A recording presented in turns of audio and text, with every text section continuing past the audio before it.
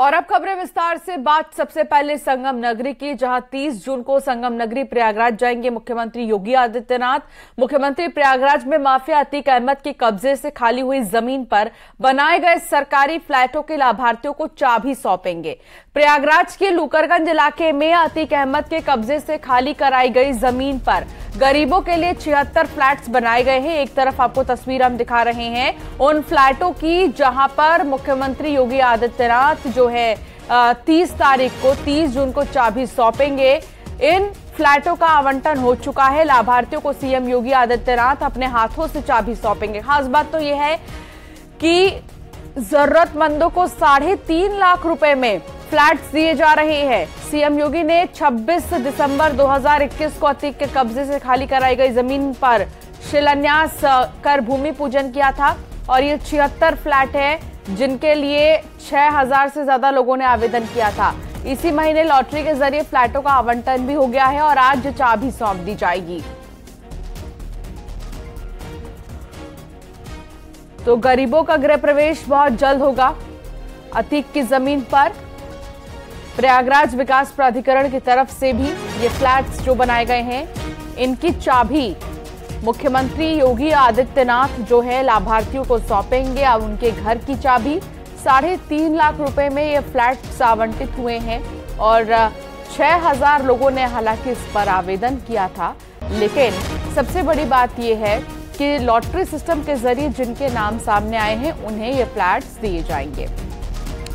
ये जो तस्वीर आप देख रहे हैं ये उन्हीं फ्लैट्स की है जो लाभार्थियों को मिल चुकी हैं और बस चाबी मिलनी बाकी है, जो 30 जून को मुख्यमंत्री योगी आदित्यनाथ आवंटित करेंगे। सर्वेश दुबे हमारे संवाददाता हमारे साथ जुड़ गए हैं। सर्वेश, महज 3.5 लाख का ये फ्लैट है, इसकी क्या खासियत है और 30 जून को क्या कार्यक्रम होगा, विस्तार से जानकारी साझा करें। देखिए, माफिया अतीक अहमद के कब्जे से मुक्त कराई गई लूकरगंज के पास इलाके में 1731 वर्ग मीटर जो जमीन थी उस पर गरीबों के लिए आशियाना बनाया गया है और ये सीएम योगी आदित्यनाथ का ड्रीम प्रोजेक्ट भी है और इसी प्रोजेक्ट पर कुल 76 फ्लैट बनाए गए हैं। इसकी खासियत यह है कि एक परिवार के रहने के लिए पर्याप्त जगह है, एक कमरा है, किचन है, टॉयलेट है, इसके अलावा एक अन्य कमरा भी इसके साथ अटैच है।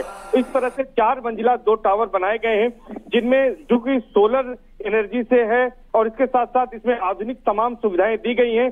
गरीबों के लिए जो आवास बनाए गए हैं वो अत्याधुनिक सुविधाओं से युक्त हैं, पॉश इलाके में है और सबसे बड़ी बात यह है कि प्रधानमंत्री शहरी आवास योजना के तहत बनाए गए इन तमाम फ्लैटों की जो कीमत है वो बेहद कम रखी गई है। 6 लाख की कीमत थी लेकिन 1.5 लाख केंद्र सरकार, 1 लाख राज्य सरकार अनुदान दे रही है। इस तरह से जो 76 लोग चयनित हुए हैं इसके लिए पात्र, उनको सिर्फ 3.5 लाख रुपए में ये घर दिए जा रहे हैं। लॉटरी हो चुकी है, अब चाबी सौंपने की बारी है। सीएम योगी आदित्यनाथ खुद यहाँ पर 30 जून को आ रहे हैं और लीडरशिप मैदान पर वो जनसभा को संबोधित करेंगे और जो 76 चयनित लोग हैं उनको चाबी सौंपेंगे। इस योजना के क्रेज का अंदाजा इस बात से लगाया जा सकता है कि 76 फ्लैटों के लिए 6030 लोगों ने आवेदन किया था, जिसके बाद डूडा ने आवेदन पत्रों की जांच की थी और 1590 लोगों को इसके लिए पात्र पाया था और इन पात्र लोगों के बीच ही लॉटरी कराई गई थी। विभिन्न जो रिजर्वेशन मानक है उनका पालन करते हुए लॉटरी संपन्न हो चुकी है और 76 लोगों को फ्लैट आवंटित किए गए हैं। उन्हीं फ्लैटों की चाबी अब सीएम योगी आदित्यनाथ सौंपेंगे और इस मौके पर सीएम योगी आदित्यनाथ 250 परियोजनाएं जो है उनकी भी सौगात देंगे जिनकी लागत करीब 750 यानी कि सिर्फ फ्लैटों की चाबी ही नहीं बल्कि 250 जो परियोजनाएं हैं हम कह सकते हैं उनकी भी सौगात प्रयागराज को सीएम योगी देंगे। बहुत शुक्रिया सर्वेश जानकारी साझा करने के लिए।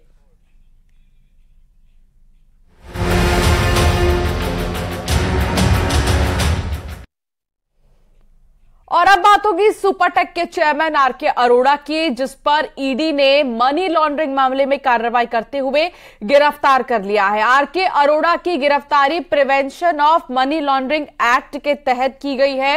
ईडी ने आरके अरोड़ा को समन जारी कर पूछताछ के लिए बुलाया था।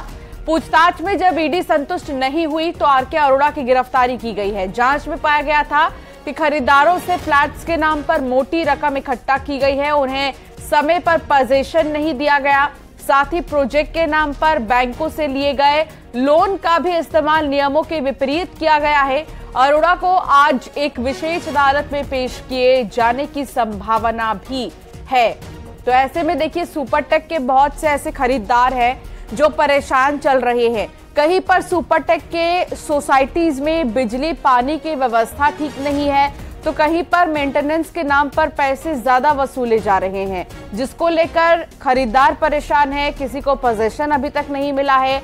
मनी लॉन्ड्रिंग मामले में हालांकि गिरफ्तारी हुई है आरके अरोड़ा की, जो कि सुपरटेक के चेयरमैन हैं, उनकी गिरफ्तारी हुई है। नोएडा से हिमांशु शुक्ला हमारे संवाददाता हमारे साथ जुड़ गए हैं। शंकर आनंद दिल्ली से हमारे संवाददाता हमारे साथ जुड़ गए। सबसे पहले हिमांशु, सुपरटेक के जो चेयरमैन हैं आरके अरोड़ा, उन्हें गिरफ्तार किया गया है मनी लॉन्ड्रिंग के केस में। हालांकि सुपरटेक की बात करें तो नोएडा में सुपरटेक के बहुत से ऐसे फ्लैट्स हैं जहां के खरीदार, जो लोग वहां पर रह भी रहे हैं, रेजिडेंशियल लोग, वो सबसे ज्यादा परेशान होते हैं व्यवस्थाओं को लेकर। क्या जानकारी मिल रही है हिमांशु?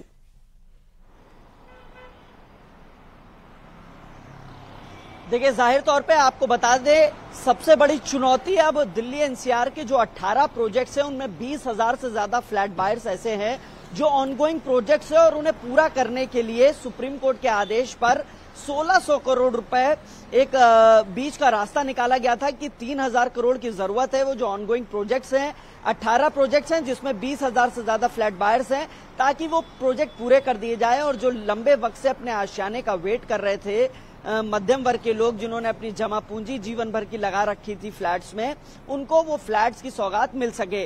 और अब जब ये गिरफ्तारी हो गई है, 1600 करोड़ रुपए लोन सैंक्शन हुआ था और उसकी पहली किस्त अगले महीने यानी जुलाई में मिलनी थी।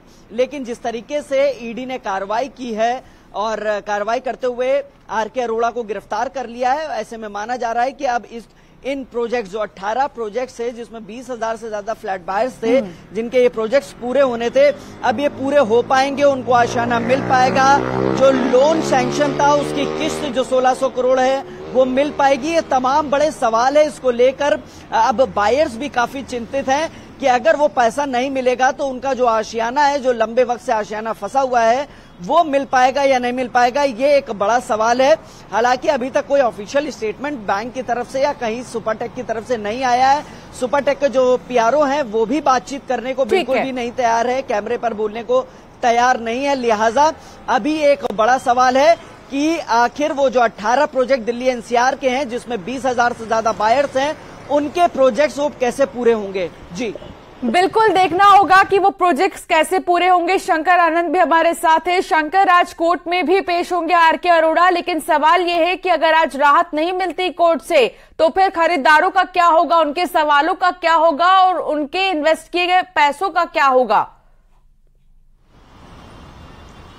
देखिए, सबसे पहले मैं बताना चाहूंगा, जिस तरह से केंद्रीय जांच एजेंसी ईडी के द्वारा इस मामले में कार्रवाई की गई है और जिस तरह से आरके अरोड़ा को गिरफ्तार किया गया है, तो इस मामले में आज आरोपी को आज कोर्ट में पेश किया जाएगा और पेश करने के बाद आगे की रिमांड ली जाएगी।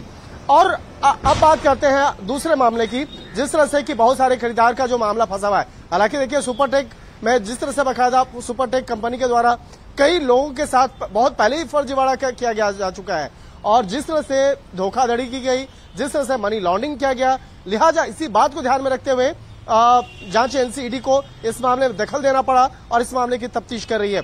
लेकिन जो बहुत सारे प्रोजेक्ट जो अभी फंसे हुए हैं, तो इसमें ग्राहकों को, जो कस्टमर है, उनको परेशान होने की आवश्यकता नहीं है, क्योंकि बहुत सारे जो विकल्प हैं वो कोर्ट के द्वारा भी बकायदा निकाले जा रहे हैं। अगर किसी कंपनी के या बिल्डर ग्रुप के मालिक के खिलाफ अगर कार्रवाई होती है तो बहुत सारे ऑप्शंस होते हैं और कोर्ट का सख्त निर्देश है कि कोई किसी भी कस्टमर को दिक्कत नहीं होनी चाहिए। सुप्रीम कोर्ट का भी इस मामले में गाइडलाइंस है। लेकिन यहां पर जिस तरह से अगर बात करें, सुपरटेक की बात करें, जो अपने आप में एक बहुत बड़ी बिल्डर कंपनी होने का दावा करती है, लेकिन जिस तरह से इस कंपनी के द्वारा जो धोखाधड़ी की गया, जिस तरह से बकायदा इस मामले में इस कंपनी के द्वारा चीटिंग की गई और इसके साथ साथ मनी लॉन्ड्रिंग किया गया। जो एक प्रोजेक्ट के लिए पैसा लिया जाता था, वो पैसा उसमें नहीं लगा के, बल्कि वो पैसा कहीं और दूसरे कंपनी और दूसरे प्रोजेक्ट में लगा दिया जाता था। बहुत कई बार तो ऐसे भी देखने को मिला कि पैसा फौरन भेज दिया गया। तो ये सब जो तरीके होते हैं, ये मनी लॉन्ड्रिंग के तरीके होते हैं। लिहाजा इसी मामले की इन्वेस्टिगेशन जांच एजेंसी ईडी कर रही है।